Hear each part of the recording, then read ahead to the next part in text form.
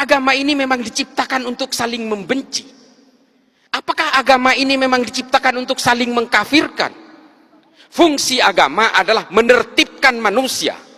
Kalau kemudian ada orang yang dengan memeluk agama, memeluk keyakinan agama, tiba-tiba dia tidak merasa tentram, gelisah dengan keimanan orang lain, ingin mengkafir-kafirkan orang lain, bukan salah agamanya, Dek, salah tafsirnya. Makanya saya bilang kita ini adalah penganut tafsir-tafsir agama. Lalu apa sikap kita kalau kita ingin dikatakan orang yang beragama? Jangan karena beragama membenci orang lain, mengkafir-kafirkan orang lain, lalu kemudian orang lain jika berbeda dengan kalian dinerakakan, setelah kalian merasa sudah tidak punya dosa lalu sibuk menghitung dosa orang lain. Ini artis hijrah tuh kelakuannya tuh. Dulu pemain musik setelah merasa hijrah mengharamkan musik. Teman-temannya yang lagi bermain musik diharam-haramkan, dineraka-nerakakan. Tuh kelakuannya. Setelah dirinya merasa tobat, lalu dia sibuk menghitung dosa orang lain. Ini karena tafsir-tafsir al-wala wal-bara itu loh. Ini betul-betul menjadi concern saya. Makanya kalau kalian lihat di TV, saya selalu menentang ini. Ayolah bawa agama Islam ini, termasuk agama-agama lain ini, tolong bawa deh ke dalam arah kedamaian, anti kebencian, anti kekerasan. Itu baru beragama namanya.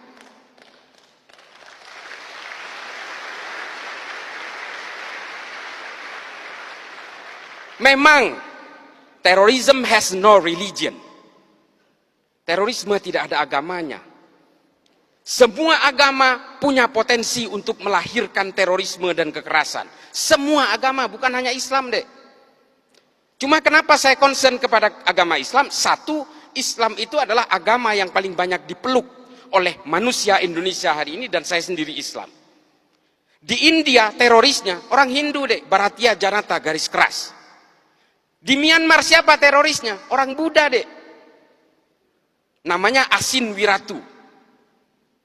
Apakah di Jerman itu ada teroris? Ada, Protestan. Namanya Baader-Meinhof, nama kelompoknya. Apakah di Amerika tidak ada teroris? Ada, Dek. Namanya White Supremacy, Ku Klux Klan, FARC, Antifa. Tidak ada teroris Islam di sana, itu sedikit. Makanya yang nyerang 9/11 itu dari Saudi semua. Saya ada di sana waktu itu. Saya tinggal di Amerika kurang lebih 6 tahun. Ketika 9/11 saya tinggal di sana. Saya dulu pernah terpapar dengan ajaran-ajaran Ma'alim fil Thoriq ini. Saya meyakini bahwa kalau Islam ingin berjaya, maka Islam harus tegak secara politik. Itu keyakinan saya dulu. Kalau lihat Gus Dur di TV, saya matikan TV-nya. Ini antek Yahudi ini. Saya dulu begitu. Ketika ada orang-orang Islam yang moderat, wah saya matikan TV-nya. Cak Nur apalagi, paling saya benci itu. Nurholis Majid, Allah yarham. Buya Syafi'i Ma'arif, saya ganti channelnya, saya mending nonton yang lain. Itu dulu saya seperti itu. Tapi kemudian saya berusaha mempelajari semuanya. Saya baca buku kanan, buku kiri, buku tengah, saya baca semua. Das Kapital saya habiskan. L'état de Révolution saya habiskan. Ma'alim fil Thoriq, Jahilatul Qarnil Isrin, saya baca semua. Hingga akhirnya apa? Kepala saya menjadi melting pot dari kesadaran-kesadaran kognitif bahwa manusia dan takdir-takdir keimanannya ini selalu berbeda. Kalau saya lahir di Meksiko, saya pastikan 1000% saya Katolik. Saya tidak bisa nantang soal hidayah.